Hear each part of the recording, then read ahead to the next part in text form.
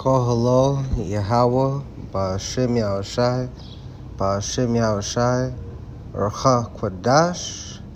Let the elders that rule well be counted worthy of double honor, especially they who labor in the word and doctrine. To the 12 tribes which are scattered abroad, greeting. Shalom, brothers and sisters. It's your servant Yashar with another epistle. Haiti's interim prime minister confirms request for U.S. troops to country. And we know that Haiti is of the tribe of Levi. So yes, Haitians are biblical Israelites, the true Israelites. Port-au-Prince, Haiti. Haiti's interim government said Friday that it asked the United States to deploy troops to protect key infrastructure as it tries to stabilize the country and prepare the way for elections in the aftermath of the assassination of President Jovenel Moise. So there's so much information in this paragraph. First of all, when they say protect key infrastructure, basically the United States are going to be invading this country and occupying it. And so we know that it's some sort of, how do you say this?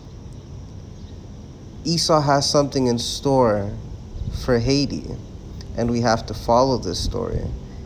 Because we know that these things are pretty much pre-planned by Esau Edom, which is the so-called white man. For all we know, this was an inside job, or it's not even as far-fetched to say that this may have been just all staged, so that the United States, which we know is pretty much synonymous with Esau Edom, because who is the world given unto? It says the world is given to the hands of the wicked. And who is the banking families? They're the lineage of Esau Edom, which is the so-called white man. We definitely need assistance, and we've asked our international partners for help. Interim Prime Minister Claude Joseph told the Associated Press in an interview, declining to provide further details, right? Because he can only say so much. Because we know how this world works. It's all run off pretty much idolatry and whatever stems from idolatry, which we know is just pure wickedness. Because in the Wisdom of Solomon, chapter 14, verse 27, the beginning, the cause of, and the end of all evil is idolatry. So I'm pretty sure we got to the main point. The rest of the article is here. This is just major news because this affects the children of Israel. Now let's get the scripts. This is Deuteronomy chapter 12, verse 19. Take heed to thyself, that thou forsake not the Levite as long as thou livest upon the earth. This is a commandment. This is straight from Yahweh Ba'ashem Yahushai. Straight, cut and dry. Why do you think Haiti is so destitute? Because we're not following the law, because we're under the curses, and so the Levites are suffering. In fact, just the name Haiti itself, we know means hell, because it's a living hell. That place is ravished by curses. Voodoo runs rampant. It's just Deuteronomy chapter 28, verse 15 on down, manifest. All right, so that's the history on why Haiti is so terrible. This is Lamentations chapter 3, verse 36. To subvert a man in his cause, the Lord approveth not. Yahweh Hashem Yashah is not with that. And what did Esau Edom do here? Order and chaos. Heavy curses, heavy chaos, because our people have a thing where they look to leaders, but they look to leaders on the left-hand side that are not rooted in Yahweh Bashem Yeshai. So they suffer. like the king is, so is his subjects. All right, so what did Esau Edom do? Like the red serpent, he slithered his way into this, the same chaos that he caused, because you have Esau Edom has an arm of their army where they go to countries, I think they're called economic hitmen. And what they do is they destabilize the country's economy system, and then they go in and present themselves as knights in shining armor, when really it's just another case of smallpox blankets. So we're definitely going to see Haiti suffer even more than it already is.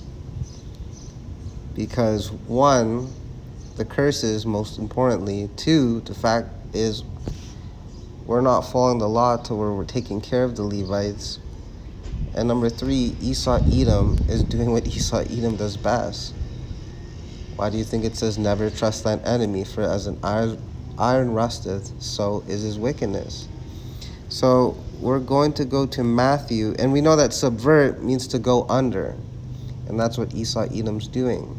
They're keeping their true intentions hidden, and they're presenting themselves as noble, when we know that nothing good could come from Esau Edom except for wickedness.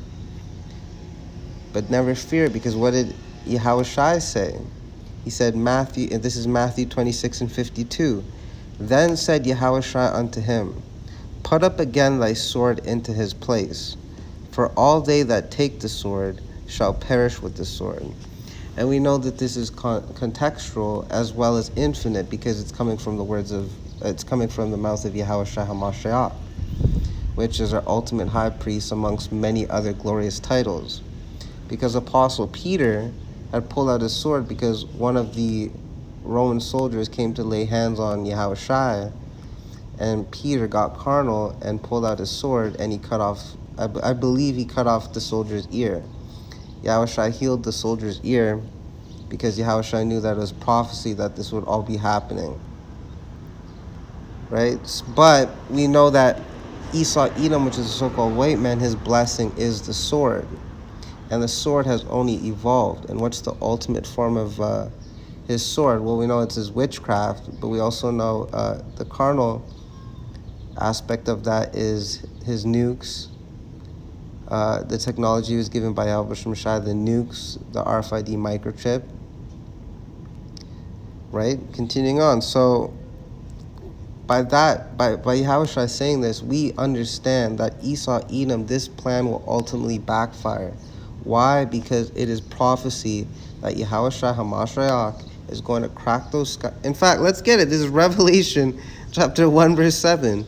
Behold, who's he? Yahweh HaMashiach, with the archangel Michael. And I learned from Elder Apostle Gabar that the archangel Michael is pretty much a general of war, if I could explain this just plainly in English. He's much more than that, but he's basically like the top general of war under Yahushua. So you know that this is absolutely,